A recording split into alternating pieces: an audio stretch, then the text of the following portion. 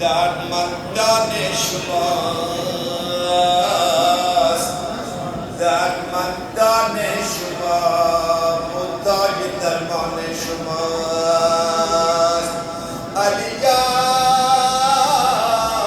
آرزوی ما شما و عرض ما با شماست. ملکی هستی قلم در داده فرمان شماست. نیست در بازار عالم هیچ از معرفت، سالکا صحابکا روز سوی دکان شماست. روز محشر منم یک تنها نگویم یا علی، دستی افتاد و دو ملت در فدامان شماست. یا علی در بارگاه ایزدی سرخم توی آدم و اولادی و امروز مهمان شماست. گرچه راز از پرده بیرون مفتد قلب کو عرش بازیگاه میدان طفلان شماست. بارا محمد که علی جان من است، هم به جان علی و جان محمد صلوات. اللهم صل علی محمد و آل محمد. صلوات ثانی را به سلامتی آقای امام زمان خوش اومدید. اموات اینجا بلندتر نهار فرمایید. اللهم صل علی محمد و آل محمد. هر کار که میکنی بگو بسم الله، تا جمله گناهان تو بخشد الله.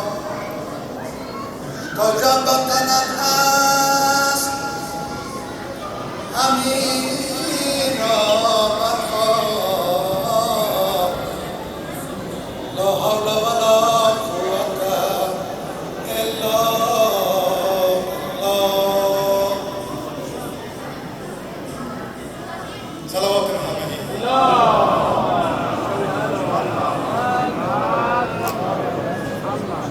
هر کی چون شاه نجف سرور و رهبر دارد،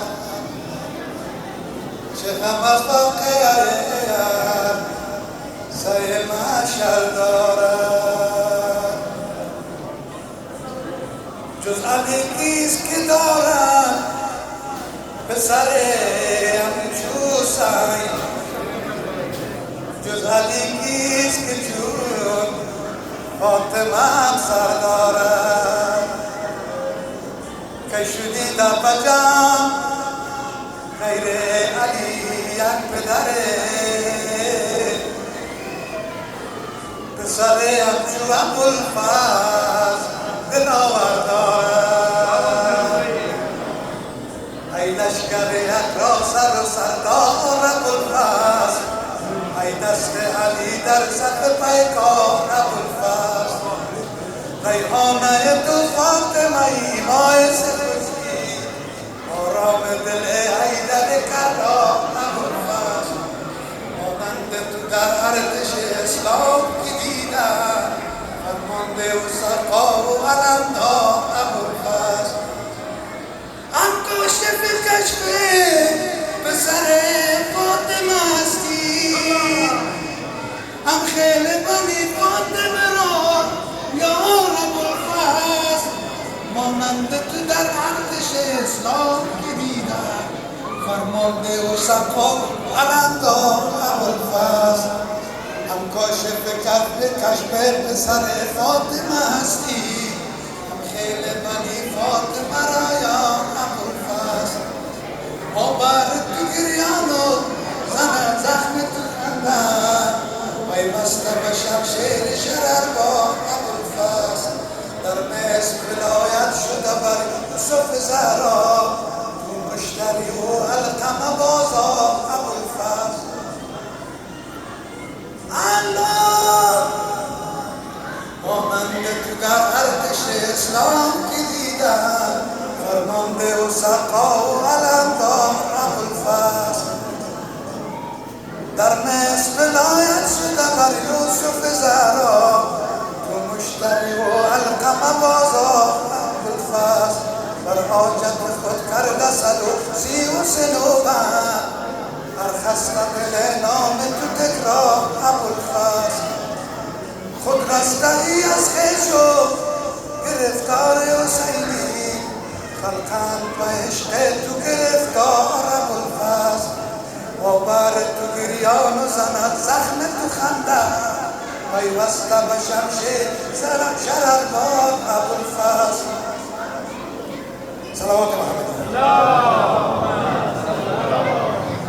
بر تو گریان و زند زخم تو خنده پیوسته به شمشیر شرربار ابوالفضل برخی سکینه برم منتظر توش جامش به کف و عشق به رخسار ابوالفضل از سوز آتش آب شده طفل 3 ساله بگذار بگیرد به عرب زار ابوالفضل تا این که بداند که وطن دست نداری یک لحظه سر از علقمه بردار ابوالفضل بگذار و زینب کبرا مسیحی ای دست علی از بیرون ابوالفضل ابوالفضل تو جشن حسینی که زدم دید بر چشمم ای دور حرم چشمه تو بهداد ابوالفضل بگذار شود خوش دم دیده میسم چشمه که بگیرم به تو استاد ابوالفضل بارنام نشود نال در انگام ممان آن زبانه که فرستد با محمد صلوات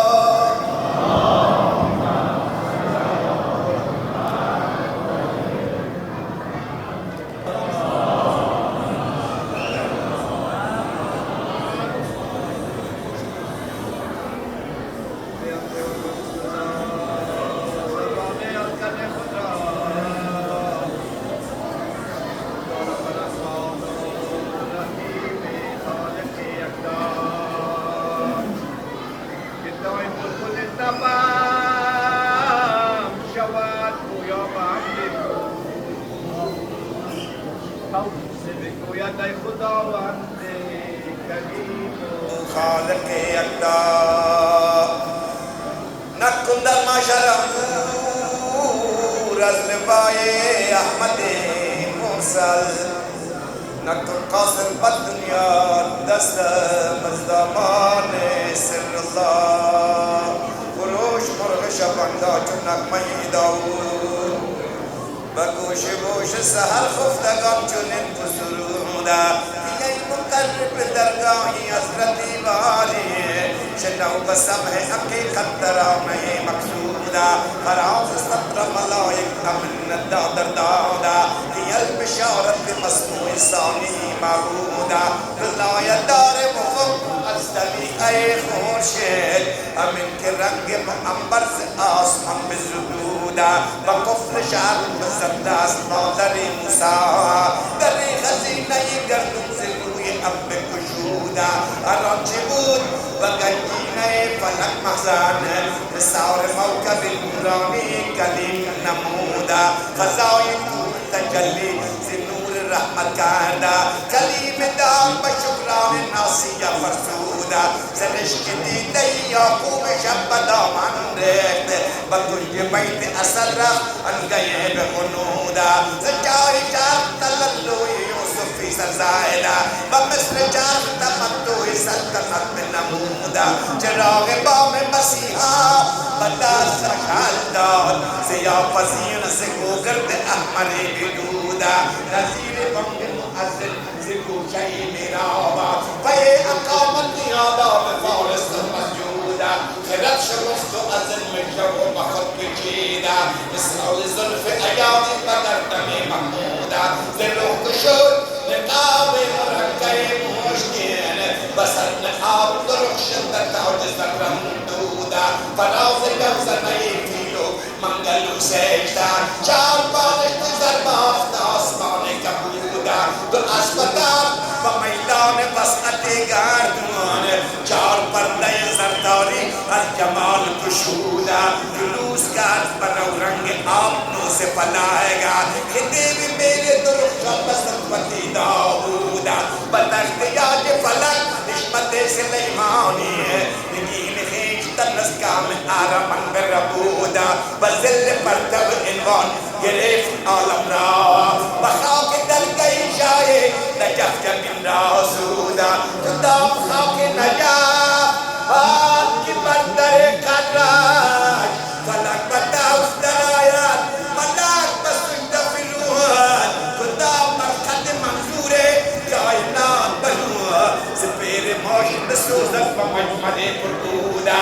جدام روزه پرنور لا مکان تمکینا هی از مبار درجتو یا ملک بسجودا جدام عین مشیت جدام رکن کرائما جدام درج ادایت جدام مقصد جودا سرور شاطف غیبم جکام پاس احداد علیس نور خداوند قادر معبودا علیس روح معظم پیکر ایجادا علیس جسم مجسم عالم موجودا علیس نائب حکم خدای عز و اجل علیس وارث شرح محمد و محمود علیس باعثی جان و خلقتی هستی علیس فارس میدان فرقه نمرودا جایی که قایمه تیل روز عالمگیرا زشت و غرب جهان همچنان چی بود و نبودا جایی که دست ولایت و باب خیبر برد ردای ناره تکبیر ما سباب شنودا اجل بقل زهی شمشیری و بدلق دائما اجل بخنجری جمسوزی و بخون آلودا و فوق خون شفا پرکنن بکف صغائرا جایی که ساقی دیغ جمان را پیمودا و جامی سیم و زرز پنجه قضا و قدر شکست و ریخت با ایام گردش پیمودا و نسل خیبر و خندق ز نظم من شاهدا و فتر بدر و فیضت به او گئی مشهودا کمان ز صدوت علج دیری پیکان راست خمید قامت گردون ز بس زمین راسودا نقوت و نقد کواکب و مقدمش نثارا خزینه دار سحر از دلایل موجودا فلک ز مطبخ جودش نگر دلال دزدیده پی تلافی سودش وزاری او پردودا طلوع شام و سحرگاه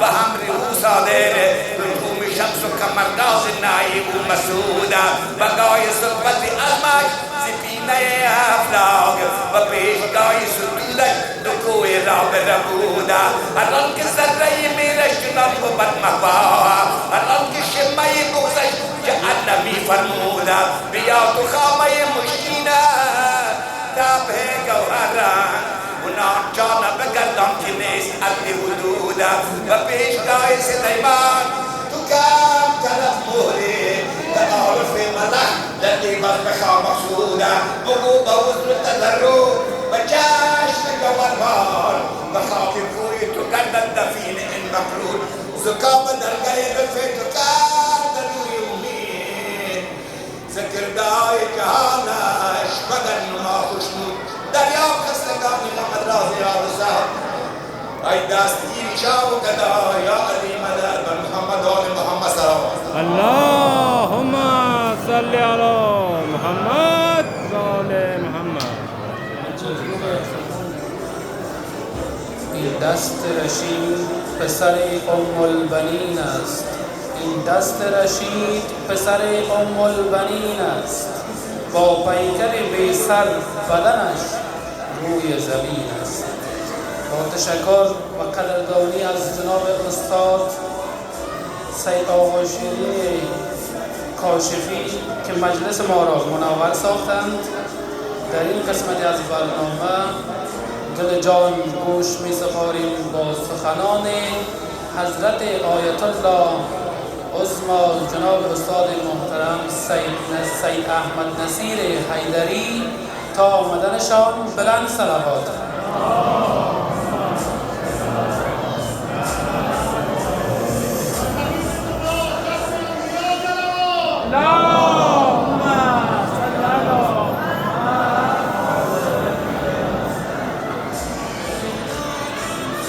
تعجیل در ظهور امام عصر و خوشنودی ارواح کربلا، شهدای کربلا، اسرای کربلا، گذشتگان، آنهایی که بی وارث هستند، بد وارث هستند، از دنیا رفتند، برای خوشنودیشان بلند صلوات.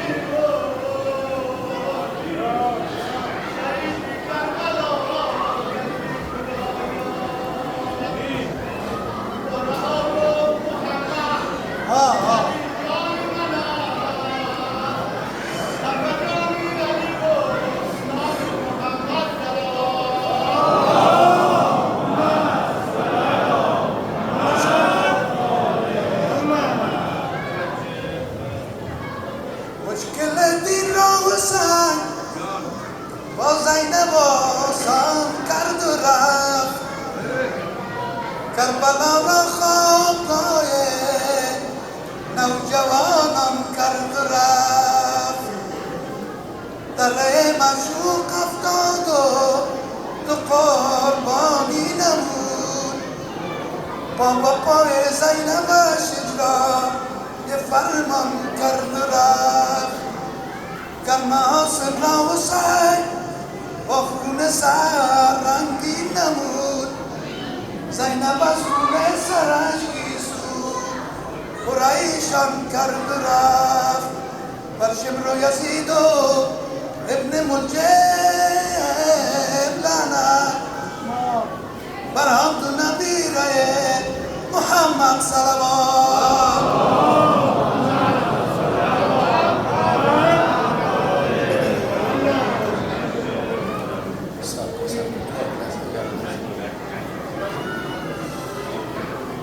عزیزان، برای اینکه انشاءالله جا بمونه برای دیگران، هر که از جاش بلند شود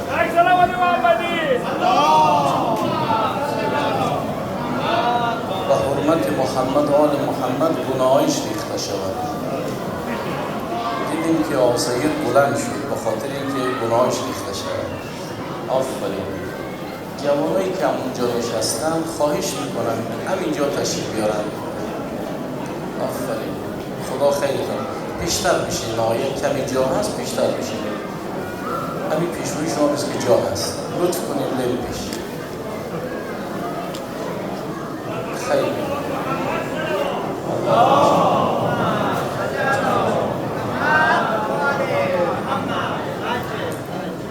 نصار سلامتی امام زمان خداوند به عشق زینب کبرا بقیه دوران غیبتش بر ما عفو فرماید.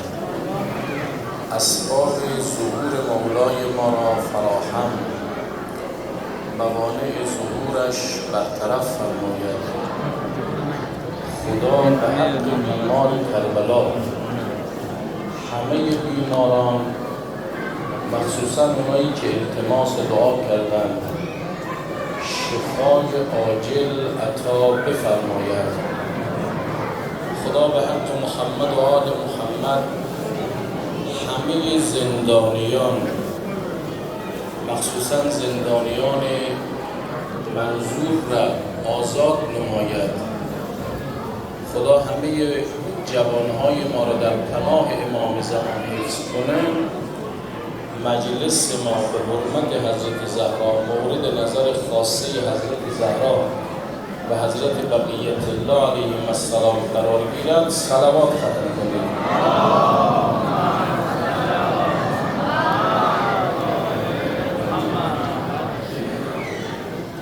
لا حول ولا قوة إلا بالله العلي العظيم. حسبنا الله ونعم الوكيل ونعم المولى ونعم النصير. الحمد لله رب العالمين وصلى الله على سيدنا ومولانا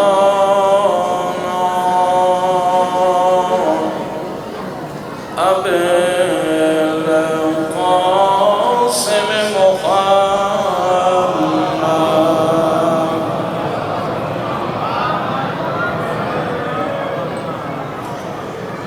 وعلى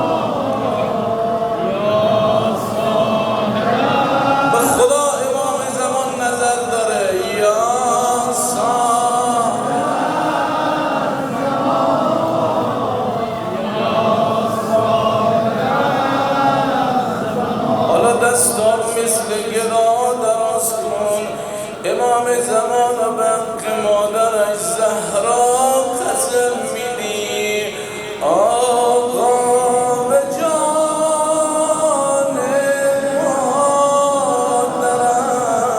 مادرت آقا به جان مادرت آن مادر غم فرورد ما را مرانی از درد یا ابن الحسن یا ابن الحسن یا ابن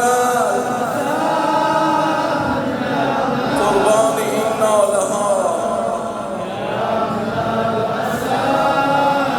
چشاتو ببند خودشو صدا بزن یا ابن الحسن آی مریض دارد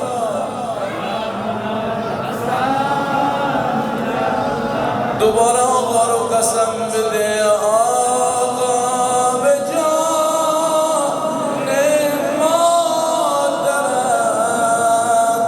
آن مادر غم فرورد ما را مرانی از یا ابن الحسن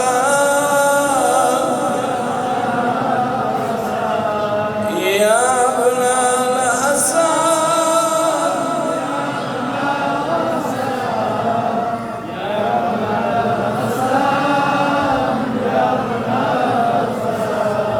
برای سلامتی و تعجیل در فرج مولای ما به حق پهلوی شکسته شده مادرش زهرا صلوات.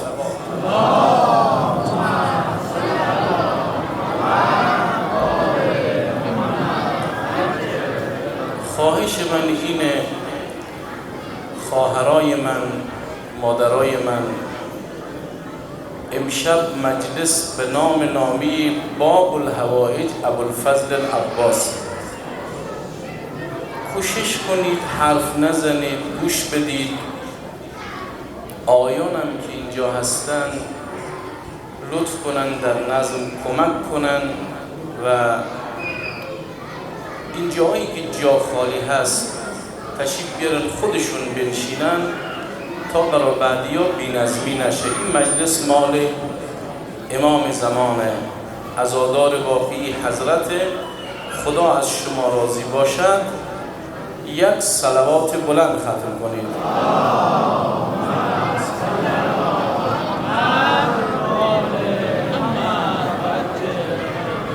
آیان همین دو تا بچه جوان بدون اینکه کسی ازشون بخواد به حرف یک عالم گوش داد خودشون آمد نشست. برای همه جوان و مخصوصا این دو تا جوان یک صلوات بلند میگید. آفرین آفرین ماشاءالله. خب عرض شد که امام رضا سلام الله علیه فرمودن یبن شبی میخوای در بهشت همنشین جد ما رسول الله باشی و خانه تو کنار خانه جد ما امیر المؤمنین باشد و بلکه کل ائمه مرتب این جمله رو بگو یا لیتنا کنا معکم فنفوز فوزا عظیما. ای حسین و ای شهدای کربلا، ای کاش ما در کربلا بودیم و ما هم مثل حبیب ابن مظاهر مثل علی اکبر علیه السلام جان ناقابل خودمون رو فدای امام خود می کردیم. خب از این روایت فهمیده می شود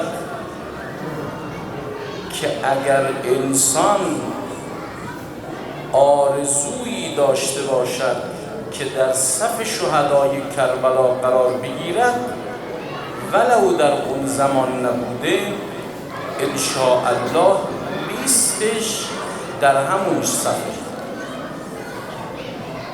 و دوم این که در زیارت نامه امام حسین می‌خوانید که اصحاب امام حسین اصحاب پیغمبرم بوده، شهدای رکاب رسول الله هم بودن، شهدای رکاب علی و فاطمه و امام حسن و امام حسین هم بودن. خب معلومه که این بزرگواران در کربلا شهید شدن، نه در اون زمان. پس چرا میگن اینا انصار پیغمبر و علی هم بودن؟ معلوم میشه این که انسان از نظر فیزیکی در اونجا حضور داشته باشد لازم نیست. اونی که لازم است اینه که انسان آمادگی را برای اونها داشته باشد. آمادگی چیست؟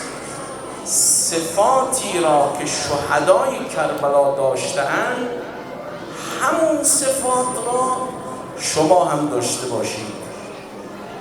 اگر شما خواهران صفات اسرای کربلا رو پیدا کنید مثل آن است که با بیبیتون زینب کبرا به اسارت کربلا رفته اید. اگر شما جوانها صفات شهدای کربلا رو پیدا کنید یعنی جزء انصار امام حسین و تمام ائمه و مخصوصا آماده میشید برای یاری امام زمان.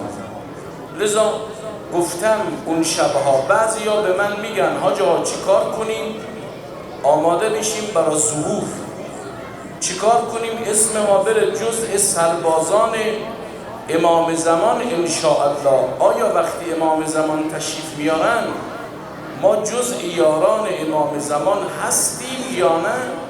جوابش اینه که بله، اگر این صفات رو انشاءالله روش کار کنیم. یک جوانی بود هر سال برلین می آمد پای منبر من میگفت حاجا شما 10 شب که صحبت میکنید من هر سال یک موضوع سخنرانی شما را تا سال آینده تمرین میکنم. گفت یک سال شما درباره بردباری سخنرانی کردید، من یک سال کامل درباره تحمل و صبر رو خودم کار کردم. سلامتیم برگشت، مشکلات روحیم رفت، خواب راحت دارم، آرامشم دارم. شما همین صفاتی که گفته میشه بنویسید، هر سال روی یکیش کار کنید. امشب چند شب صحبت کردیم، یکیش خداباوری بود، دو این که مو به مو به حرف خدا عمل کنید، سه اگر نتونستید به حرف خدا عمل کنید و گناهی صورت گرفت توبه کنید چنانچه هر توبه کرد. چهارم که دیشب ما بحث کردیم شجاعت بود. امروز به عنایت حضرت زهرا و امام زمان علیهم السلام درباره یک صفت دیگر صحبت میکنیم و اون صفت بذل است. خب آیان عزیز یه 10-20 نفر از همونجا تشریف برید این طرف تا برای بعدیا جا باشه. خواهش میکنم یه عده‌ای بلند شید بیاید اینجا، صلوات ختم کنید بیاید این طرف. خدا خیلی من که عرض میکنم ببینید این جلوی شما جا هست، بفرمایید بیایید.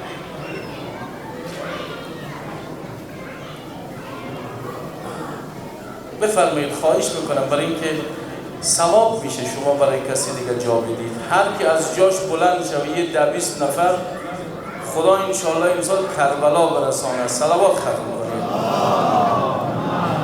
انشاءالله کربلا میریم بخیر انشاءالله.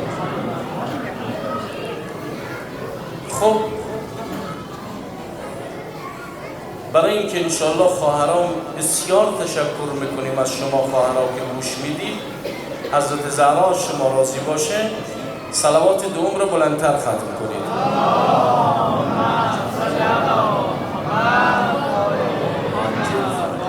خب صفت دیگری که شهدای کربلا داشتن صفت بذل. بذل یعنی چه؟ امام حسین علیه السلام فرمودن من کان باذلا فینا مهجته فلیرحل معنا. هر کس هوس کرب و بلا دارد بسم الله، اما یه شرط داره، کسانی که میخواهد خون در راه ما بدهد با ما بیاد. آخه یه عده بودن امام حسین نصیحت میکردن، یه عده خیرخواهی میکردن، خوب بود، بعد انشاءالله بحث میکنیم، اینام از نادانی بود. امام حسین فرمود حرف به درد ما نمیخوره، حرفو خیلی ها میزنن. در زیارت 40 انشاءالله خدای زن و مرد و 40 کربلا برسانه. وقتی میرید و بذل مهجته لیستنقذ عبادک من الجهاله و حیرت الزلاله. امام حسین خون قلبشو داد. برای چی داد؟ که مردم رو از نادانی و گمراهی نجات بدهد. ببینید دوستان، اگر یک زمانی خدایی نکرده یک بیماری پیدا کنید، چیکار میکنید؟ برید به دکتر مراجعه میکنید. دکتر میگه باید قلب تو عمل کنی، خرج داره، میگه هرچی مال دارم مصرف میکنم سلامتیم برگرده. ولی اگر پولت کفایت نکرد ماشینت هم میفروشی. در مورد خودت پول و ماشین رو میفروشی، اما اگر خدایی نکرده بچه شما مریض شد بیایی خودت هم فدا میکنی. دکتر میگه جفت کلیه های بچت از کار افتاده، ممکنه بمیره. شما میگید جناب یکی از کلیه های من رو بگیر و پیوند بزن به بچم، یعنی خودت رو فدای بچت میکنی. اگر خدایی نکرده ناموست در خطر باشه، خودت و اولادت رو فدا میکنی، یعنی پسرت رو. ولی اگر دینت در خطر باشد انسان باید مال خودش رو بدهد، اولاد خودشم بدهد، ناموسشم باید فدای دین کند. کما این که امام حسین همین کار رو کرد. خب ما برادران عزیز نگاه میکنیم پیغمبر اکرم سفارشاتی به علی کرد. فرمود علی جان چند تا نصیحت بهت میکنم. یک، همیشه راست بگو. خدا حفظ کند آیت الله العظمای فیاض را، افتخار شیعه و افتخار افغانستان، عالم بزرگ در نجف، کنارش نشسته بودم، به رفقای من نصیحت میکرد، میگفت جوونا دروغ نگیر، اگه یک بار دروغ گفتید دیگه کسی به شما اعتماد نمیکنه. پیغمبر فرمود علی جان چند تا صفت رو رعایت کن. یک، صداقت و راستی. دو، ورع. یعنی چه؟ یعنی علی جان هیچگاه چشم گوش به کسی خیانت نکند. سوم فرمود ترس از خدا، مثل این که خدا رو میبینی. چهار، زیاد از خشیت خدا گریه کن، که در برابر هر قطره چشم خدا 1000 خانه در بهشت بهت میده. والخامسه، اینش مهمه، علی جان بذلک مالک و دمک دون دینک، مالت رو و جانت رو فدای دینت بکن. دوستان عزیز، ما چند نوع بذل داریم. بذل یعنی بخشیدن. یکی بذل ماله. خدا در سوره توبه آیه 111 میفرماید اعوذ بالله من الشیطان الرجیم ان الله اشترى من المؤمنین اموالهم و انفسهم بان لهم الجنه. خدا از شما مالتون رو میخرد، جانتون هم میخره. نتیجه چیه؟ خدا در عوض بهشت بهتون میده. ببینید در قرآن میگه اگه بهشت میخوایی، بهشت مجانی نیست، باید بدی تا بگیری. مالتو بده، خدا ابدیت رو نصیبت میکند. آقا امیرالمومنین مولای عالم که پدر و مادر و اولاد و زندگی ما فدای نام علی ابن ابی طالب، در زمانی که خانه نشین بود میرفت چاه‌ها رو میکند، هنوز بالا آمده، هنوز لباساشو از گل پاک نکرده، میگفت یک قلم و کاغذ بیارید، وقف میکردن برای فقرا. امام حسن مجتبی، این خیلی مهمه برادران، 3 بار تمام مالش رو با فقرا نصف کرد. امام حسین علیه السلام، آقایی که شما به عشق امام حسین آمدید نشستید، رفقا، آمد دیدن اسامه از اصحاب پیغمبر، دید گریه میکند، لحظه جان دادنشه. فرمود چرا گریه میکنی؟ گفت آقا جان از مرگ نمیترسم، ناراحتیم از اینه که 60,000 درهم بدهکارم و الان دارم میمیرم. حضرت فرمود گریه نکن، کلش رو من حسین ابن علی ضامنم، هنوز نمرده 60,000 درهمشو ادا کرد، مال داد. درسی که از امام حسین علیه السلام میگیریم همینه که مسلمان میخوای به خدا برسی، از مال مصرف کن. یک کسی آمد خدمت امام صادق، خواهرها اینو بشنون، برادرها بشنوید. حضرت فرمود 2 بار اسرائیل آمد سراغ که جانتو بگیره، چیکار کردی؟ گفت آجان یه عمه پیر دارم، یه خاله پیر، روزی 1 درهم یا 1 دینار مصرف میکنم برای خاله پیرم، 1 درهم و دینارم مصرف میکنم برای عمه پیرم. حضرت فرمود برای این که کمک میکنی برای محروم، خدا 2 بار مرگ رو ازت برداشت. میخوای بری سفر، صدقه بده، به فقرا برس، مشکل رو ازش بردار که خدا مشکل رو از تو بردار. توجه فرمودید؟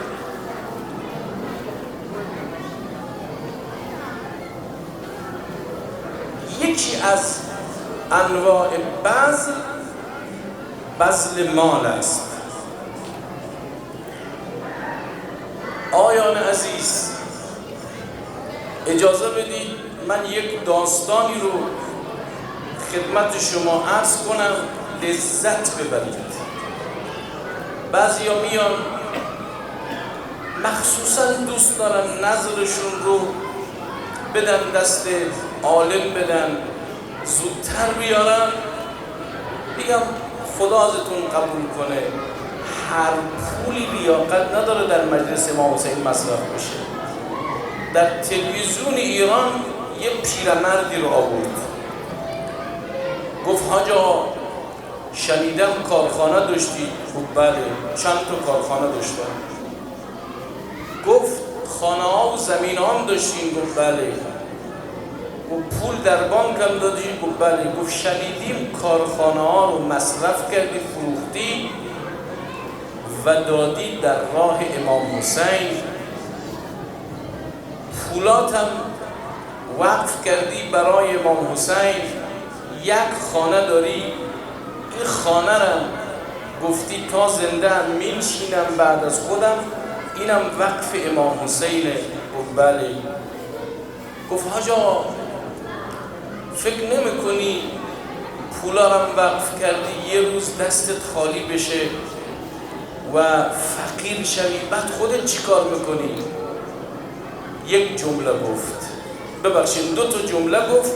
اولیش خیلی عالی بود، اما دومیش اشک منو در آورد، دیوانم کرد. عاشق یعنی این. گفت آی عزیز، من به امام حسین اعتماد دارم. دیدید خدا رحمت کنه آیت الله بهجت میگفت اگر اعتمادی که این بچه ها به پدر و مادرشون دارن ما به خدا این اعتمادو داشتیم، والله مشکلات ما حل بود. چه کنم؟ چه میشه؟ افسرده میشم، میرم پیش دکتر، قرص میخورم، مغز ندارم، اعصاب ندارم. اما برو به بچه بگو شام چه میخوری؟ میگه مامان هست. سال آینده چطور میشه؟ میگه هیچی، خدا رو شکر بابا دارم، بابام خیلی قدرت داره، خیلی زور داره. 1 ثانیه تشویش نداره. چرا؟ چون اعتماد داره به پدر و مادرش. اگه همین اعتماد رو من و تو به خدا بکنیم چه خواهد شد؟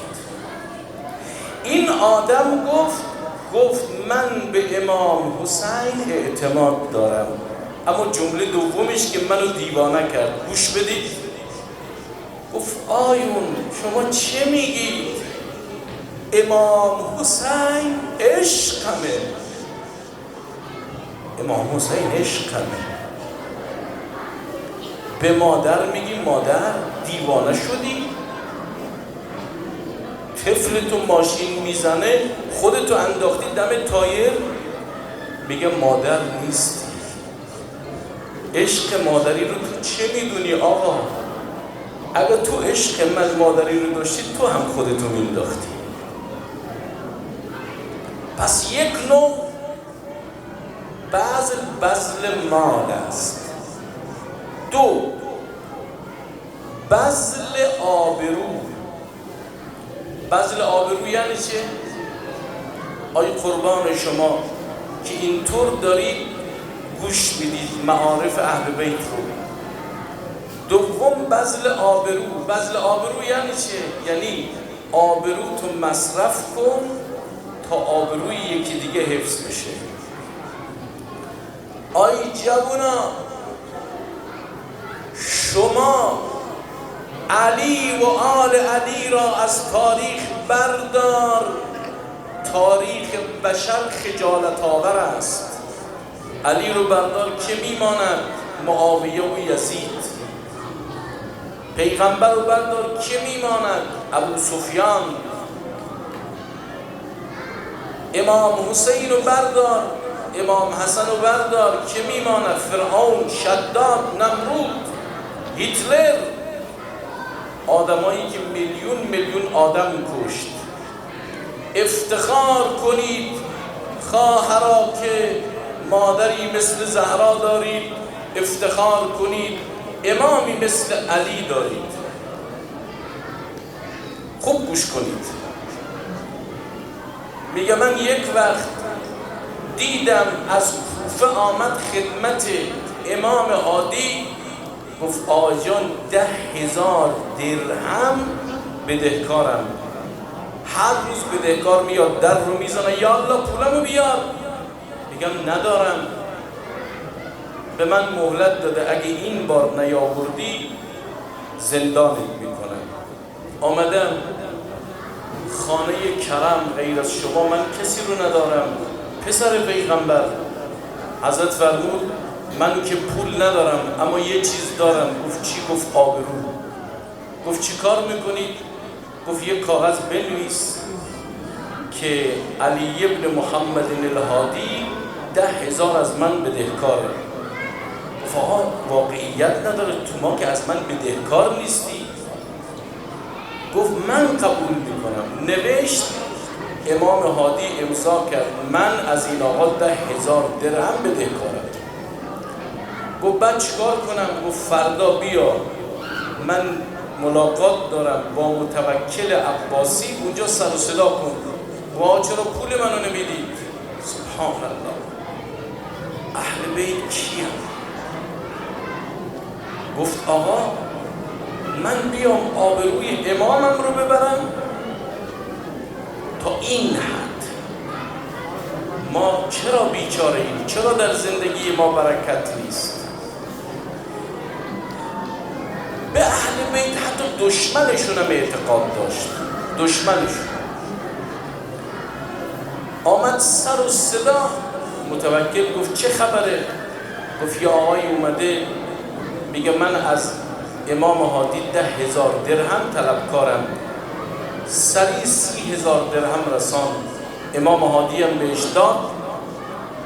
فرمود این 30,000 درهم 10,000ش برو قرضی تو ادا کن، با 20,000 دیگه مشکلات دیگه تو حل کن، یه سرمایه‌ای کن.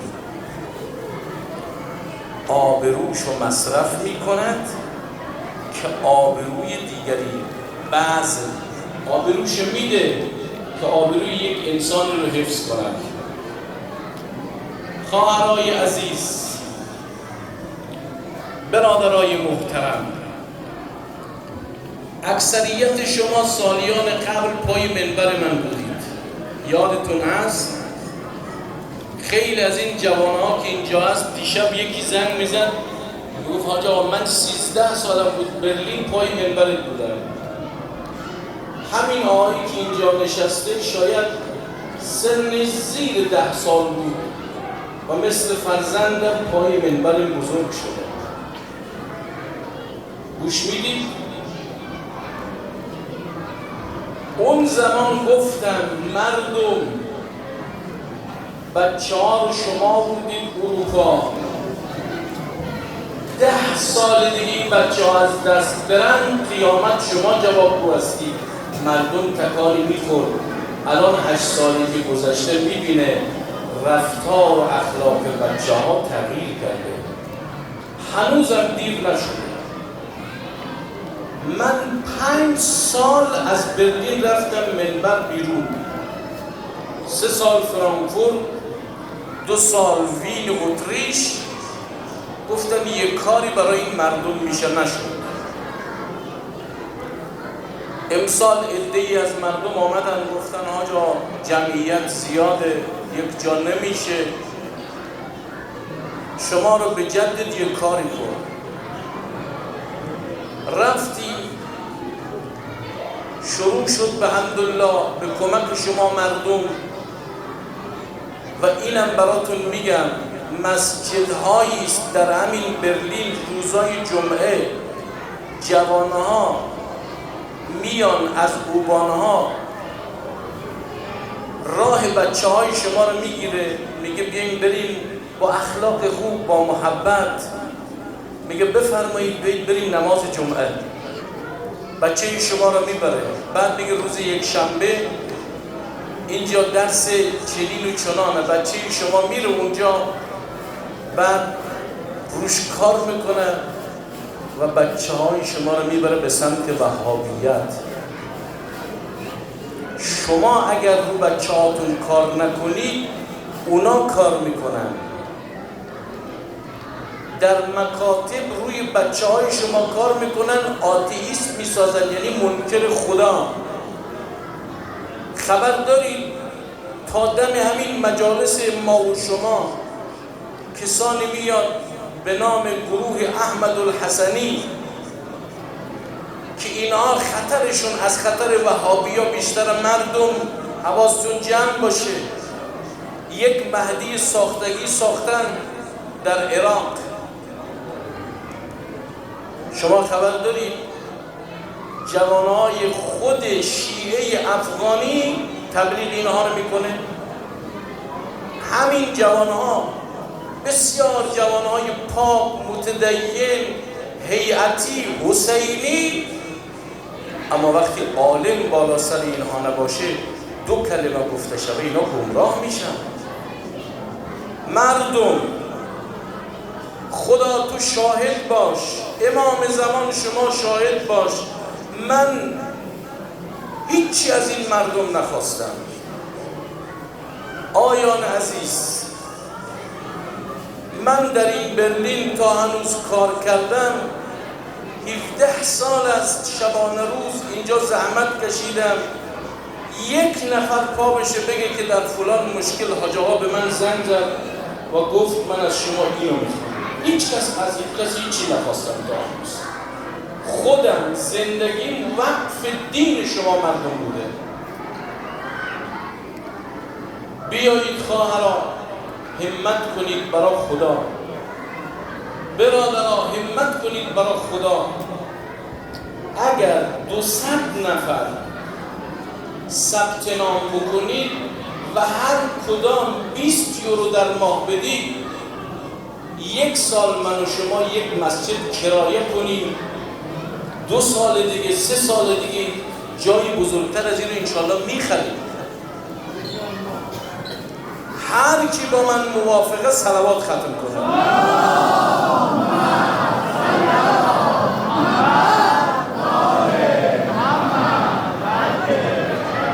دو، خواهران عزیز، چرا من نام شما را اول میبرم؟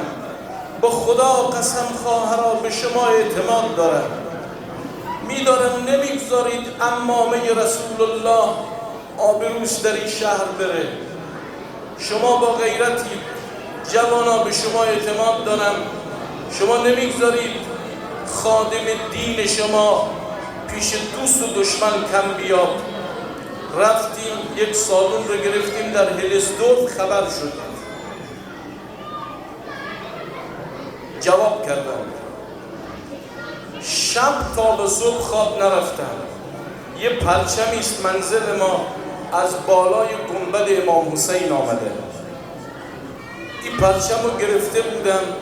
یک شب به من خبر داد آقا دیگه حق ندارید اونجا مجلس بگیرید. همینجور گریه میکردم یا امام زمان، یعنی ما شیعیان مظلوم افغانستان اینقدر بیچاره ایم که دیگه از چشم امام زمانمون هم افتادیم، نمیتونیم یک جا برای امام زمان باز کنیم. تا صبح خواب نرفتم. بعد از صبح 1-2 ساعتی خوابیدم. یک خانومی به من زنگ زد. تا جوابشو دادم شروع کرد به گریه کردن. انگار امام زمان گفته بود که یک ذاکر امام حسین تا صبح نخوابیده، باید بعضیا بلند بشن به من بگن تنها نیستی سید اولاد پیغمبر. امام زمان به فکر این مردم است. یه چیزی به من گفت، دلم آرام شد. الان نمیگم، انشالله شب عاشورا بهتون میگم. آمدیم همینجا. یه آقایی در ایران طلبه بوده، آقای موسویان، گفت حاجا چیکار کنیم؟ گفتم مجلس امام حسین خراب شود، ما زنده ایم، بمیریم، خدا مرگ ما رو برسان اگر مجلس امام حسین نداشته باشیم. گفت حاجا اینجا میگن شب 2000 یورو. گفتم یه چیز دارم، آبرو فدای ابی عبدالله میکنم، بعد از محرم شده میرم پاک کاری میکنم، اما نمیگذارم مجلس امام حسین خراب بشه. آیان عزیز، این سندی است که ما اینجا آمدیم. گفت آقا شما باید این پول رو بدید. 11450. گفتم هیچ مشکلی نیست. آمدم، یکی از رفقا زنگ زد روز اول، گفت حاج اینا میگن تا نصف پول رو ندید ما نمیگذاریم مجلس به پا بشه. گفتم چیه؟ به یکی از رفقا زنگ زدم گفتم فلانی، هی گفتی حاج آقا کاری داری؟ امروز من پول میخوام برای امام حسین. گفت هرچی دارم میارم. گفت چقدر؟ گفتم 6000. گفت حاج آقا وقتی آورد 5200 داشت، آوردم اینجا دادم یه مقداری از نزورات. گفتم آقا من 20 روزه بهت برمیگردانم. گفت به احترام امام حسین هر وقت داشتی حاج آقا، 1 ماه هم اگر آوردی خوبه و اگرم نبود باشه تا اینکه امام حسین لایق ببینه. خواهرا برادران، من رفقا اگر کسی بیاد یکی بگه من بابت کرایه 500 من این رو قبول نمی کنم. میخوام در بین شما هر کسی این خواهرها و برادرها 100 یورو کمک کنه. 100 یورو که همه سهم بگیره. میخواییم وقتی در قبر بگذاره امام حسین بگه این بهشت مال تو، جا دادی بهت جا میدن. توجه فرمودید؟ من الان میخوام بین خانوما اگه 50-60 نفر هست دستشو بلند کنه که برای امام حسین و برای ابی عبدالله 100 یورو بده. این دستشو ببره بالا. یا زهرا، یا حسین،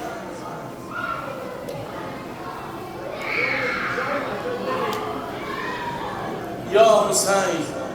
خواهرا امام زمان شما رو انتخاب کرده. اگر امشب دارید، امشب ندارید، فردا بیارید که امام زمان شما رو انتخاب کرده. در بین مردا من میخوام چند نفر دستشو بالا میکنه که مجلس امام حسین از فردا شب قرضدار نباشه. یا حسین. کی دستاشو بالا کرده؟ من میخوام این سید پیرمرد بلند بشه. آی خدا این سید پیرمرد همین بس، بقیه هم انشالله بعد مجلس. خدایا این دستایی که برای یاری امام زمان بلند شد این خواهرها، خدا این دستا رو امشب خالی بر نگردانی ها. خدایا حاجتی دارن حاجتاشون دست پر باشه. ببینید خواهرها شیطان وسوسه‌تون نکنه ها از این بیاتر. پس یک نوع بذل مال است، 2 بذل آبرو، 3 بذل جان. بذل جان یعنی چه؟ یعنی اینکه خونت رو بدی. در زمان پیغمبر اکرم صلی الله علیه و آله و سلم صلوات ختم کنیم.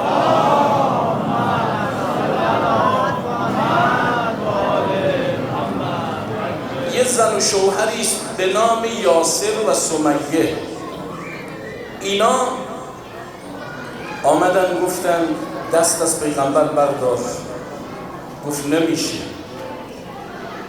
مشرکی دست و پای اینا رو بست، شترها رو گرسنه کرد، با شکم گرسنه اون طرف غذا رو نشان داد. این شترها دوید رو بدن اینها، تیکه های بدنش هم دیگه پیدا نشد. در زمان امیرالمومنین شخصی بود به نام میثم تمام. به خلیفه گفت میثم خیلی از علی دم میزنه، قربان شما مدعای امیرالمومنین. گفت ببرید سر دار. بالای دار اونجا هم داد زد از ولایت اول مظلوم عالم علی. گفت سر دارم حرف میزنه. گفت برید زبانشو ببرید. زبانشم برید. از بالای دار با خون زبانش رو زمین مینوشت علی علی علی. در کربلا بذل مال هست، بذل آبرو هست، بذل جانم هست. من یک مورد نقل میکنم دیگه بریم آستاسه در خانه ابوالفضل عباس یا بابالهوای جباس. آقا جان اینجا خیلی آمدن حاجت دارن. ابوالفضل پسر با غیرت علی مریض دارن، زندانی دارن، حاجت دارن. دیگه یک وقت دیدم در صف شهدا همه شهدا تک به تک اضافه میشه. یه وقت دیدم امام حسین نشسته، دید یک زنی دست بچه‌شو گرفته. این زنی که دست بچه‌شو گرفته آمد پیش امام حسین، بچه رو فرستاد، سلام کرد: السلام علیک یا مولایی یا ابا عبدالله. سلام بر تو ای حسین. آقا جان آمدم جانم رو فدای امام زمانم کنم. حضرت فرمود این همون پسر همون کسی نیست که یک ساعت جلوتر پدرش شهید شد؟ گفت چرا؟ این پسر همونه. فقال الحسین علیه السلام: هذا شاب قتل ابوه ولعله امه تکره خروجه. شاید مادرش راضی نباشه. پسرم بابات شهید شد، تو بیا برگرد، باش دل مادرت سر تو استوار باشه. گفت آقا جان، مولای من، آقای من، خود مادرم منو صدا زد و پسرم بیا اینجا. پسر پیغمبر خونش ریخته باشه، پسر من زنده باشه. برو پسرم، کفن منو پوشانده، آماده کرده و منو فرستاده. میگه این جوان رفت به سمت دشمن. هر کسی می آمد خودشو معرفی میکرد، این اسمی نبرد و صدا زد: امیری حسین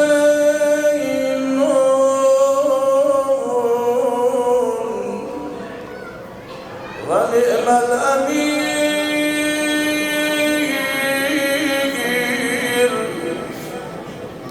آی مردم من آقای عالمم چون مولایم حسین،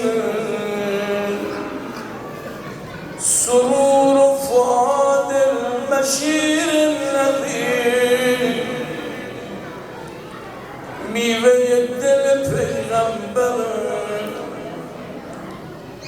علی و فاطمه والدا. پدر و مادرش علی و فاطمه است. فهل تعلمون له من ندیر؟ آیا آقایی مثل حسین شما سراغ دارید؟ میگه این بچه رفت و شهید شد. مادرش دید سر این بچه رو به سمت مادرش انداختن. مادرش سر بچه رو گرفت، صورتش رو بوسید، گفت پسرم منو پیش پیغمبر و پیش مادر زهرا آبرومند کردی، خدا هم تو رو آبرومند کند. جان داد. اینه میگن بذل جان. امام حسین میگه میخوای به جایی برسی حتی جانتو فدا کن. این جانو که بدی همه چیز خدا بهت میده. اجازه بدید من این جمله رو هم بگم. این داستان رو از من یک بار شنیدید. میگن یک وقتی یکی از تجار هر سال برای امام حسین مجلس میگرفت. خواهران بشنوید، شما را خدا، جوونا بشنوید، آی غیرتمندا بشنوید. میگه من دیدم شوهرم تو یک اتاق نشسته زار زار گریه میکنه. در رو باز کردم، گفتم من گریه میکنی؟ گفت بله گریه میکنم. گفت برای چی؟ گفت خانم پولدار بودم، مجلس امام حسین میگرفتم، امسال برشکست دارم، پول ندارم. امسال یعنی من قابل نیستم مجلس امام حسین رو بگیرم فدای اینا حسینیان آقا به حرف چیزی درست نمیشه. بگه یک وقت نگاه کردم این خانوم گفت مرد هنوز منو داری؟ گفت چطور؟ گفت من یه چیزی برای امروز گذاشتم کنار. خانوما همیشه در زندگی یه پولی کنار بگذار. اگر دیدی خانه امام حسین داره خراب میشه برو وقف کن، این خانه رو آباد کن تا خدا خانه اولادت در دنیا آخرت خودت رو در آخرت انشالله آباد کنه.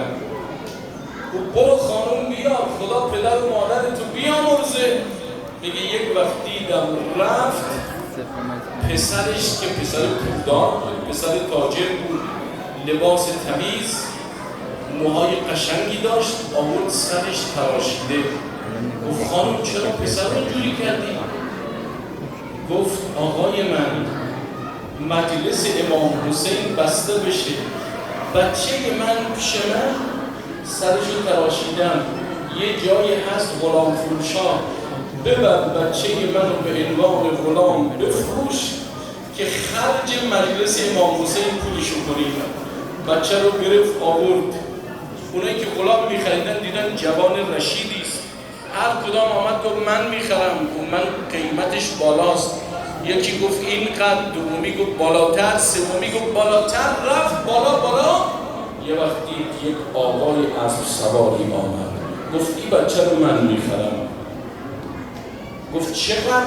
یک قیمت بالا. گفتم گفت پولش تو همیان اسبم.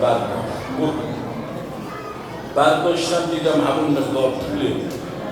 پسرا رو پشت اسبش سوار کردم رفت. آمدم خانه دیدم عجب بچم داخل اتاق پیش مادرش. یا ابوالفضل عباس، یا حسین. میگه یه وقت دیدم بچم نشسته، به سرم زدم گفتم بچه جان فرار کردی؟ این پول بر من حرام شد، من روسیا شدم، با این پول چطور میتونم مجلس امام حسین رو برگزار کنم؟ پسرم چرا این کار رو کردی؟ دیدم این بچه‌م سرش رو این داخل پایین زار گریه میکنه، میگه بابا با خدا فرار نکردم. گفتم چطور آمدی؟ گفت این آقایی که از سوار بود خودش من آورد دم در. گفتم چطور؟ گفت وقتی آورد پایین گفت پسر جان پسرم برو سلام منو به پدر و مادرت برسان، بگو نظرت قبول شد یا حسین. گفتم آقا جان شما کی هستی؟ گفت من فرستاده شده یه امام زمانم حسینم. گفت برو این بچه رو تو بخر، این بچه لایقه که خود امام حسین بخرتش. گفتم آقا جان شما به این کریم هستید، منو آزاد کردید، پول زیادی هم دادید، دست تو بده ببوسم. یا فرمود پسرم من دست در بدن ندارم، آخه این دستا رو در کربلا فدای حسین کردم. السلام علیک یا ابا عبدالله و علی الارواح التي حلت بفنائك علیک منی سلام الله. دست ادب به سینه. علیک منی سلام الله ابدا ما بقیت و بقی اللیل و النهار ولا جعله الله آخر العهد منی لزیارتکم. دست تو به سینه بگذار. السلام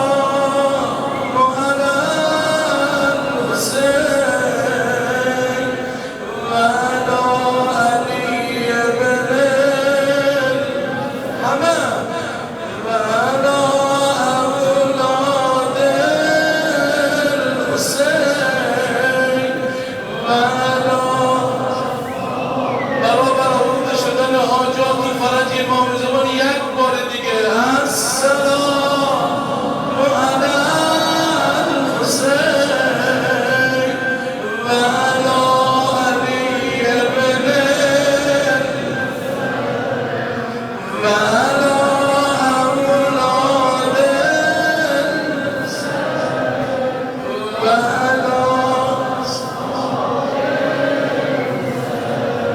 ای مای بنی هاشم خورشید و نگاه عباس ای نور دل حیدر شمع شهدا عباس صد جور و جفا داریم زنجیر و به پا داریم گرفتارا زنجیر و به پا بچا از بهر خدا دید امام حسین غریب و تنها مانده از داخل خیمه صدا بلنده جگر ما از تشنگی کباب آمد صدا زد حسینم اجازه بده برم میدان دیگه نفس در سینم تنگ شده آقا دیگه زندگی برام معنا نداره وقتی ببینم امام زمانم غریبه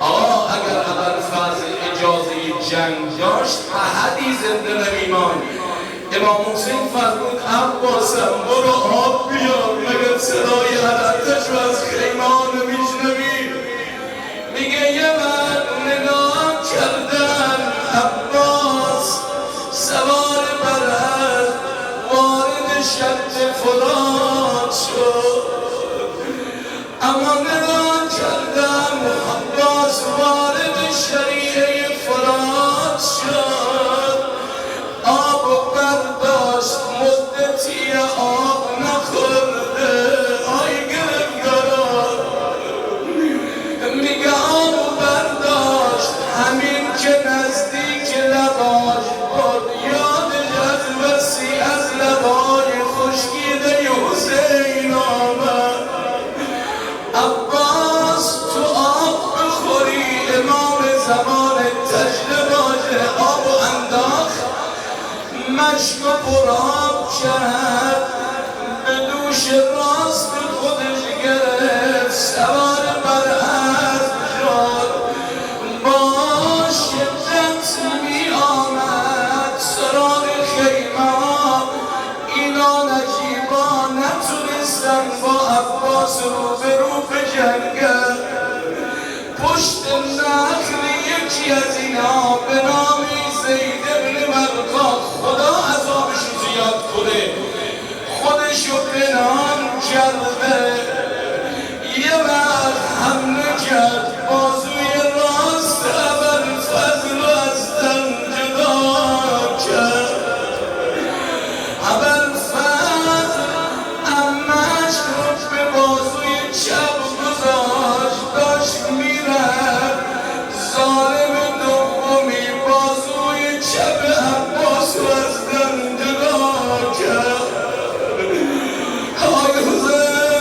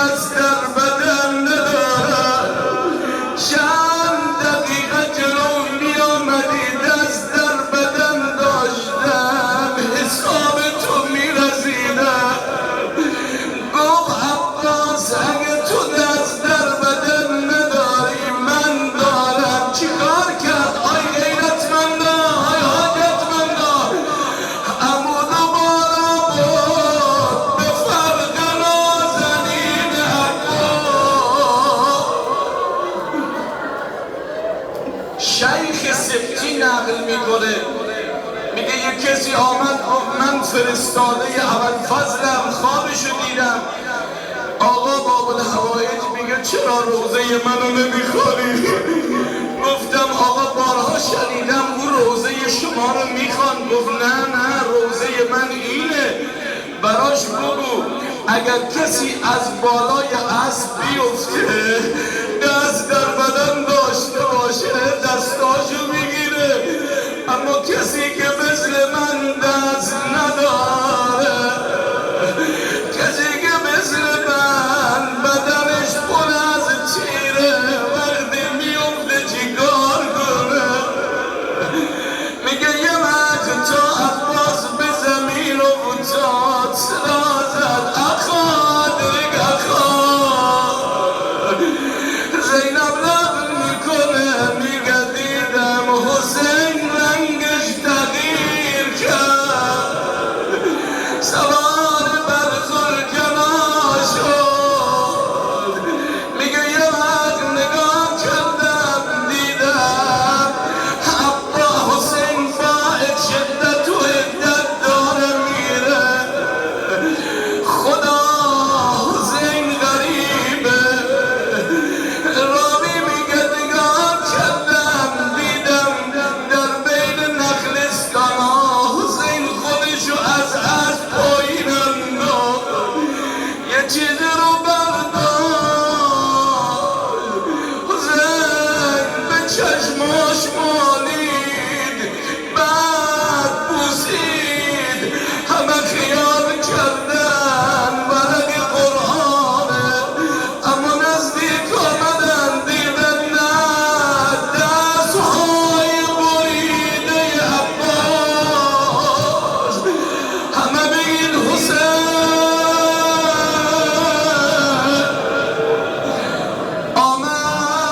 آمد نزدیک بدن عباس رسید، خودشو از اسب پایین انداخت.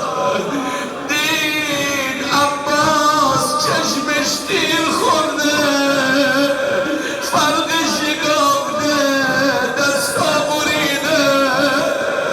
صدا زد والله الان انکسر ظهری.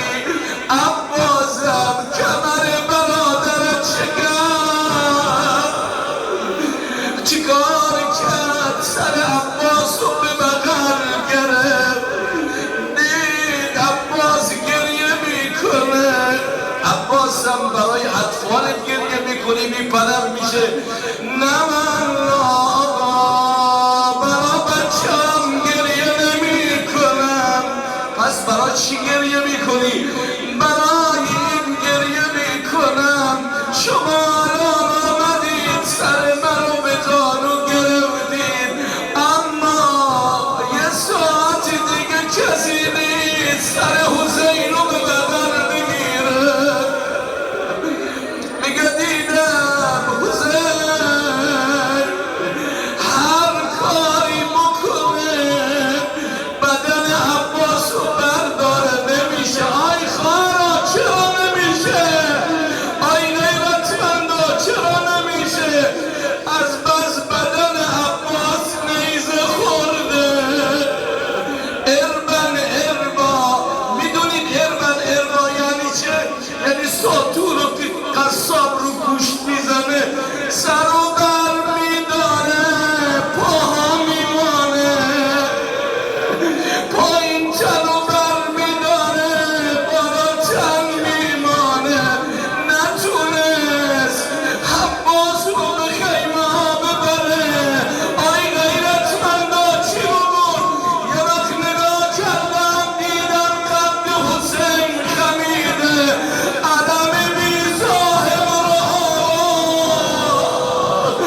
آی حسین، آی حسین.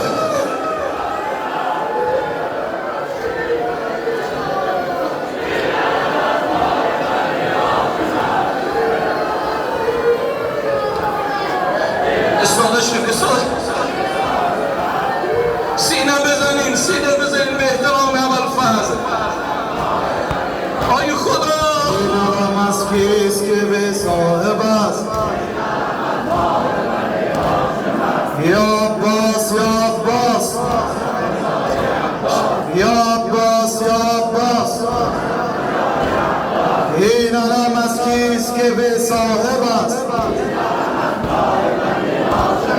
این علم از کیست که به صاحب است این علم از ماه بنی هاشم است یا عباس یا عباس جانم فدای عباس یا عباس یا عباس جانم فدای عباس این علم از کیست که به صاحب است این علم از ماه بنی هاشم است این علم از کیست که به صاحب است این علم از ماه بنی هاشم است امروز علمت برخاست فردا بر زمین افتد امروز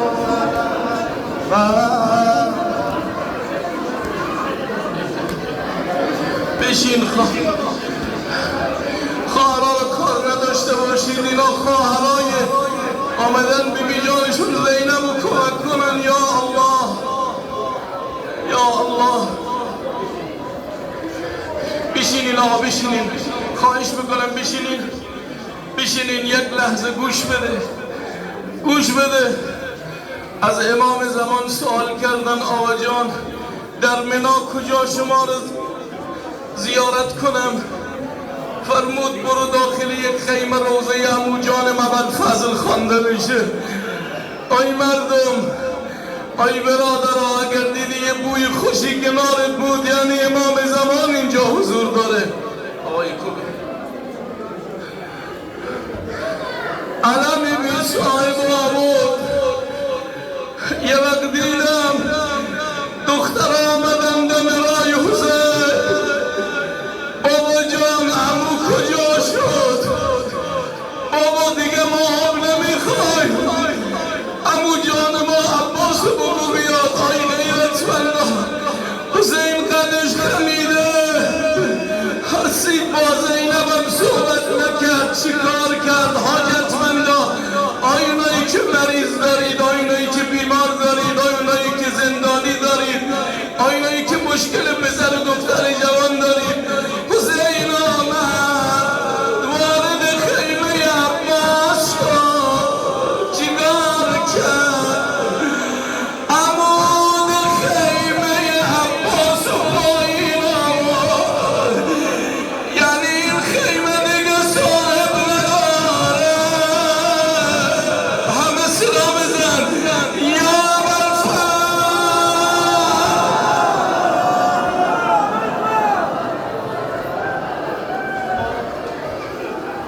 امروز علمت برخاست فردا بر زمین افتد امروز علمت برخاست فردا بر زمین افتد با کامل بیعت شد با کامل بیعت شد از دجله برون آییم مشک و علم و دستت در خاک و زکین افتد امروز علمت برخاست فردا بر زمین افتد امروز علمت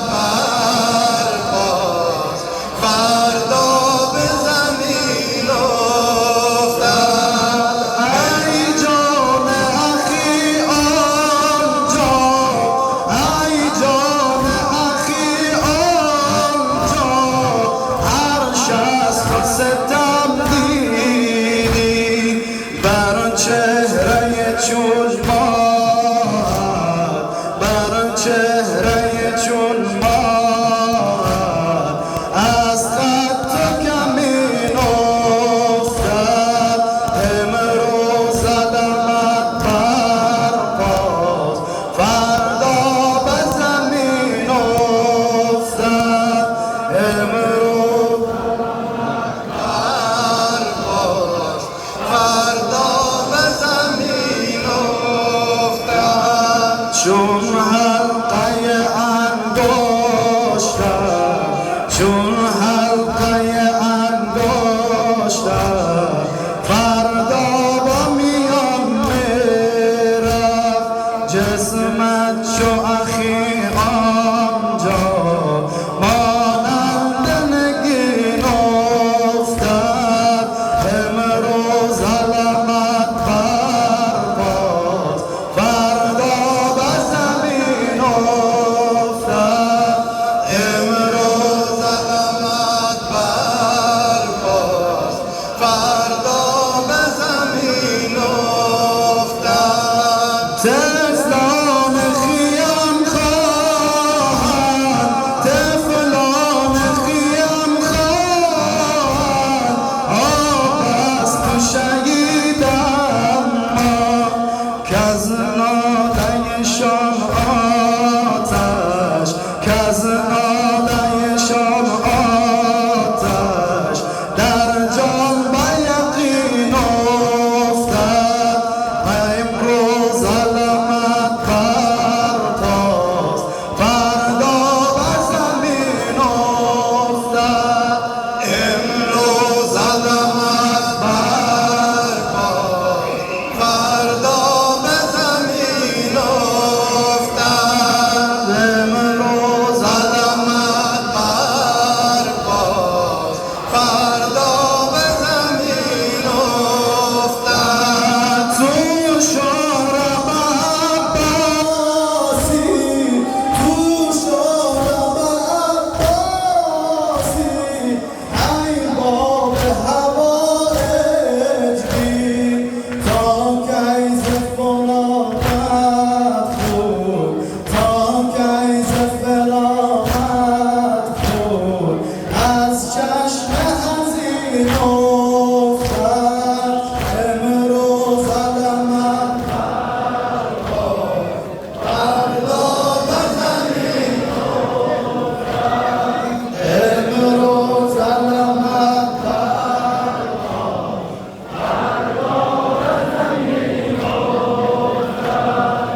صلوات محمدی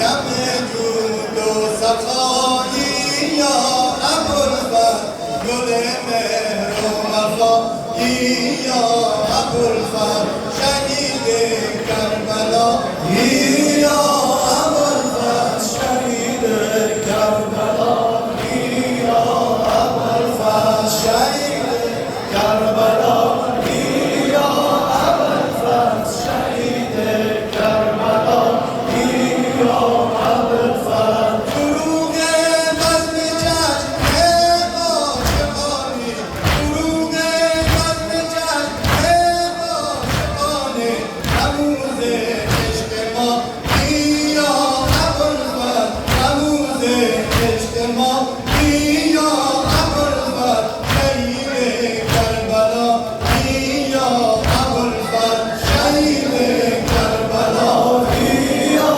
ابوالفضل شهید کربلا یا ابوالفضل شهید کربلا یا ابوالفضل شهید کربلا یا ابوالفضل به محرومان شفیع خود نوازی به محرومان شفیع خود نوازی به عشق و صفا